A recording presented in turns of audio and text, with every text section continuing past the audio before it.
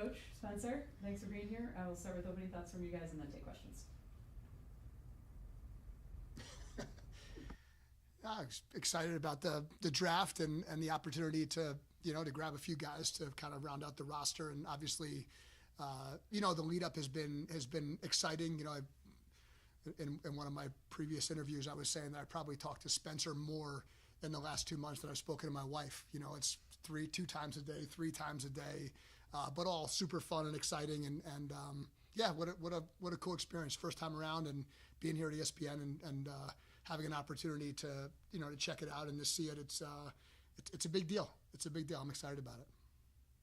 Yeah, thrilled to be back in pro lacrosse. More thrilled to be working alongside Roy and his staff. It's been a long time coming, and finally we're here today at the PLL draft, and get to finish out the makeup of this roster and see where we stand. And we're super excited for training camp, which is right around the corner. But again, just this place is amazing. Really excited to be part of this draft tonight and see where we go from here. For Spencer, there's been a lot of talk today about teams kind of maneuvering, maybe trying to trade up in the draft to grab guys in particular positions. Is that something where you guys are still kind of actively looking to maybe maneuver around in the first round, move up, move down from the 5 spot, or anything like that? Yeah, absolutely. We're obviously taking calls, and we're always thinking about it. I mean, the main goal is to improve. The main goal is to get players in that want to be here and obviously want to compete with the Carolina Chaos. But yeah, we're not taking any calls to see what could potentially better us for the future. Yeah, for both of you guys, back at Champ Series, you talked about how collaboration was going to be key with the split role of GM and head coach. From then to now, how has that collaboration process kind of manifested? From roots on up to where we are now. Yeah. And then obviously, Spencer, you've built teams in the past. What are some similarities and differences that you've seen heading into tonight with kind of constructing a roster when it comes to the PLL? Well, I'll start with the collaboration piece. It's been a lot of fun. Spencer and I have known each other for a long time, but we certainly didn't talk as much as we've been talking. But fortunately, we are on the same wavelength. We share a lot of the same thoughts, and it's been a lot of fun to have that dialogue and to watch so many college players over the course of the season. For me, the college season took on new meaning, right? Watching games, because I love the game of lacrosse and was always interested, but watching it now and checking rosters and seeing who might be a potential fit really changed my enjoyment of the season. I think I probably enjoyed this college season more than I have other seasons, just because there's a little bit more meaning and there's a big impact on us. And so from a collaboration standpoint, it's been a lot of fun, and working with Spencer has been great. And I'll let him take it as far as building out this roster from where we were to where we need to be. Yeah, I think the similarities. This is team number 3 in terms of being a GM. I was a small part of the MLL with the Philadelphia Barrage during that week. But the similarities are the word you use in collaborate, and to be able to do it with great people, and then obviously with our staff and Kyle Sweeney and Matt McCready's, both who I'm very friendly with, makes it really special. So I think that when you go into something, I was lucky enough to work with guys like Dave Cottle and the late great Dave Huntley, who is near and dear to my heart, and both of them taught me many things about it. But the most important was that you have to want to be next to each other. You have to want to come into work and be around one another and spend some time, because you're going to do it away from your families, and it's got to be done with really great people. The differences is that I've built a team to become a champion, where they just needed a few pieces. I built a team from start to finish, and now here we are with the Carolina Chaos, and we have certain positions that we have to fill out. But we are championship ready at the defensive end. We have the best goalkeeper in the world playing for us, and so that makes it very helpful, where you're not starting from ground zero, and you're just trying to improve bit by bit. And I think that we'll be able to do that tonight. I think from my standpoint too, you think about having a GM role as compared to just being a coach. For me to do this from scratch, first time around, without Spencer's help would have been difficult.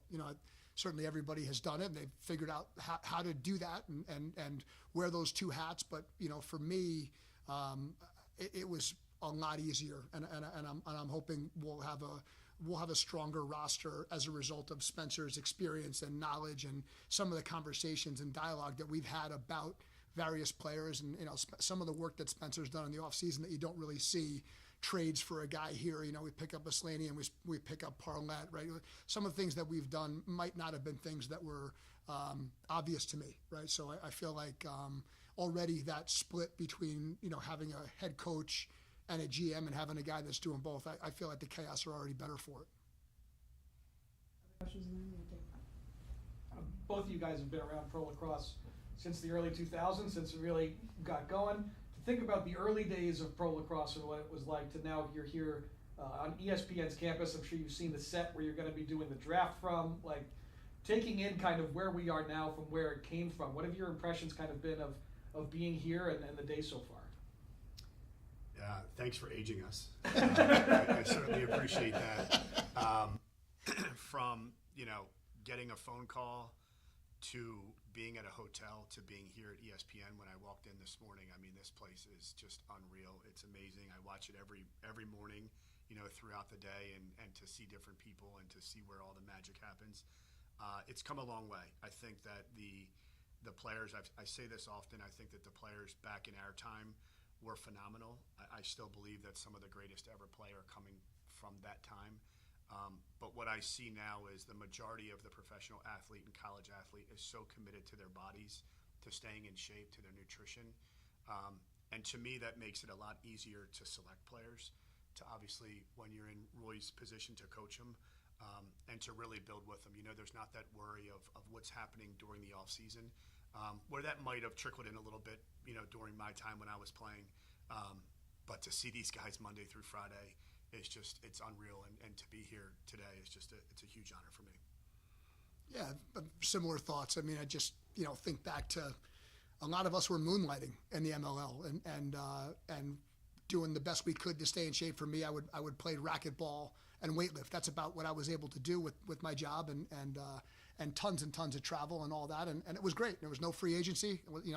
You could get traded, but there was no such thing as leaving your team unless somebody else wanted you, and the media, right? It was good at the time, but looking back and looking at the PLL brand, when someone finds out from during a conversation that I'm coaching in the PLL, and everybody knows about it. Everybody knows it as a professional league. That the media coverage is sensational. The on TV product is sensational, and then to see the players, these guys are very, very dedicated. They are professional athletes who are doing everything they can to take care of their bodies and to prepare. I think that makes the game that much better to watch. I think it'll make it that much better to coach. And I'm proud to be a part of that history, right? You look back and wow, we've come a long way from the MLL, and I can still remember going to ring the bell at the New York Stock Exchange, and Jake Steinfeld telling us then on the way home that we're going to have to choose between our current career and playing Major League Lacrosse. I remember going home and telling my wife, I think I'm going to have to quit teaching. He said a couple of years we're going to, and here we are all these years later, right? But it was the dream then, and it's the dream now, and certainly, looking at the PLL and Paul and Mike Rabel, their dream for this, and guys, having an opportunity to have health insurance, and it's just completely different, and it's professional, and it's exciting, and I'm thrilled to be a part of it. I'm excited to be a part of it, and it's cool to look back and see how far it's come in a relatively short amount of time. Roy, for you, from a coaching perspective, moves have been made this offseason, whether it be trades, departures, arrivals, guys re-signing. How has the draft board, from a coaching perspective, kind of changed for you guys as the offseason has rolled along? You're kind of filling out the roster with some of the moves that Spencer's been able to maneuver through trade, free agency signings. What are some things, that have changed for you as this offseason has rolled into the draft? It's a great question. We came in with a roster that was built one way, and over the course of time it changed, right? And I understand that there's a lot of reasons why things change. It's all good, but when you think about where our needs were versus where our needs are, I think there's still a priority on offense. That was the case from the day that I took over. Maybe right hand versus left hand might have changed a little bit more as far as what our needs are. And then, we talk a lot about taking the best available player, but not having overlap, right? That's the hard part, is finding guys that'll fit a specific system. So I think we've done a really nice job of picking up players that are going to be a great fit for us. And now it's just these last few spots. And I think we both feel a little bit of pressure and a little bit of excitement to get it right and to add guys that will have an immediate impact on our roster and allow us to be more competitive with some of the guys that we lost. And so I'm hoping, when this thing wraps up tonight, that we're in the position that we hope to be in, and then we have an opportunity to draft, a few guys that we have on our list as players that can really help us. Obviously, you guys pick at 5, but you also have a couple of picks in later rounds. You have that pick in round 3. As you evaluate kind of the offensive talent on that side of the field, it seems like that's where you're leaning. Do you feel like you're going to get guys for that 19-man group, for that weekly roster, that late in this draft? Do you feel like the offensive talent runs deep enough to get contributors late? I think, it's great that you asked that, because I was just going to kind of just go on what Roy just said, but we finally got our roster together at 25, so we're finally complete. And then the next step is you start looking at, wow, we got to pick 19 of these guys, right? And so no matter what, there's always going to be 6 that are left over. And in our case, being able to take 29 to camp, 4 you have to say goodbye to, and then you got to pick that top 19 group. So the area of unknown is can these guys at the later rounds come in and fill in? I think that the part of I have to look at it and find guys that he wants to coach and can compete and win with. But I think where we stand and some of the things that we have in play, we're going to get 3 to 4 players that can jump right in and help us compete from day one. One thing I would add, the 19-man roster, that's been a conversation just in the last week. Prior to that, it was like, we got to get to 25. Right? How are we going to get to 25? Who helps us to be the best 25-man roster that we can be, coming into the draft? And there's been a lot of work. Spencer's done a lot of great work to get us to that point. So I think not that we weren't thinking about the 19-man, but we're still thinking about, let's get as many quality players as we can into camp. And now you start to think about drafting players and how much overlap is there and what does that mean when you start to cut down. And we don't have tremendous relationships with these guys yet. We've talked on the phone. We've had some Zoom calls. Everything's been super positive, and the guys are all great. And, the next step is getting to know each other, obviously as players and as coaches and as a GM. And so training camp for us is going to be really exciting and also, towards the end, challenging, and it's tough. All these guys have a dream of playing. If I told you how many messages I got on Instagram from players that I didn't know, reaching out to say, hey, coach, it's sending me highlight videos. I had 3 coaches reach out today about players that I have seen play in college, but maybe weren't on our radar. And this is a dream. Playing in the PLL is a dream of every college player, having an opportunity to compete and to be one of these 32 players drafted.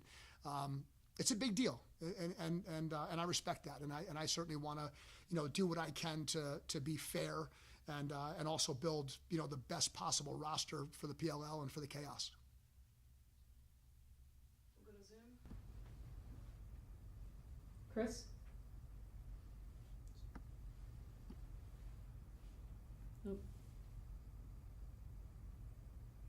Hey guys, just checking in regarding your assistants. You mentioned Matt McCready's and Kyle Sweeney being brought into the organization.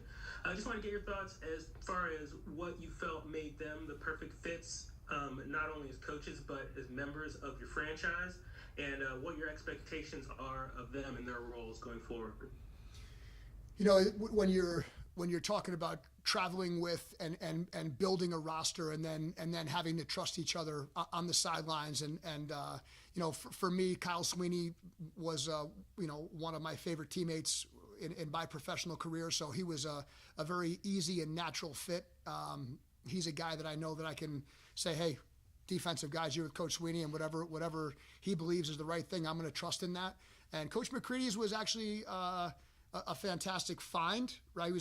He had good relationships with Kyle Sweeney. He had a good relationship with Spencer, and I started to follow Malvern Prep, so that was a piece of it. And one thing for me, being a high school coach, I know that a high school coach, a very successful high school coach, has done it all. You've run man up, you've run man down, you understand defensive scheme, you understand offensive scheme. The riding and clearing is a piece of it.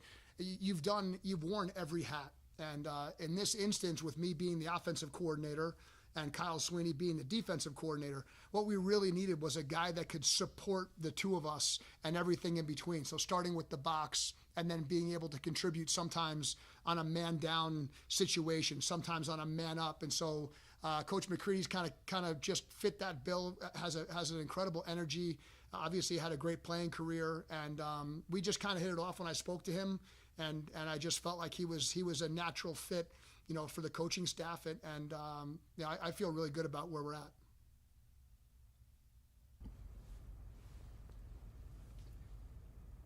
Is that Hayden? Yeah, thank you. Hey, Coach. Hey, Spencer. Just want to ask, Spencer, you mentioned maybe trying to get a fourth pick or a fourth person late in the draft. Do you have a player you're targeting or a position you're targeting late in the draft? To be honest with you, whatever moves that we're lucky enough to make, we're going to make them so that we can be in that I guess that first or second round pick range, so that we can make sure that we have one of the top, say, 18 guys or 4 of the top 18 guys. That would be our goal. To leave the draft with those players, we'd feel like we would have improved a heck of a lot if we can do that. In terms of moving further down, I don't see that happening. Any other questions on Zoom? Any last one? Yeah, Kyle. How much do you guys view Carter Parlett, a guy who hasn't played in an actual PLL game, but he played in the championship series? Obviously, you guys were there, were able to watch him play with the Cannons at the time. How much do you guys kind of view him as like a hybrid draft pick for this draft class for you guys? We got to watch together, when we were there live in person, and we're both blown away with his energy. And I know it's a smaller field, but his ability to go up and down to defend, he was very physical, he was tough. And then he also put some goals in the back of the net that were pretty skilled and IQ driven. And so you don't really see that often with a quote unquote D-Mitty guy. So he is certainly an extra piece. We're excited to see him at camp. And obviously everybody's going to get a fair shake at camp to see what we need. But to be able, in this shot clock, to be in the shorter field, to be able to get the ball from keeper or defensive end to one of your shorts and let them go, with his speed, his knowledge of the game, his creativity on the offensive end, we could maybe spark some transition goals. So certainly excited to see him in this, in the first week of camp and see where that goes. But absolutely would be considered, almost an extra draft pick. Yeah, I think both of us watching the championship series, as the expression goes, he just kind of jumped off the page, just super athletic, super tough. That's a real physical game. I think you can see it on TV, but watching it live at ground level, those guys are beating the heck out of each other. And he was doing most of the beating. He's a tough guy. And then, a quick call to Coach Wellner, who's a friend, and asking him, hey, listen, what's your take on this kid? His response and the way that he spoke about Carter and just let me know he's a great competitor, he's a great teammate, and it felt like he was a natural fit for us. We'll wrap it up there. Thank you both. Thank you, guys. Thank you. Thank you.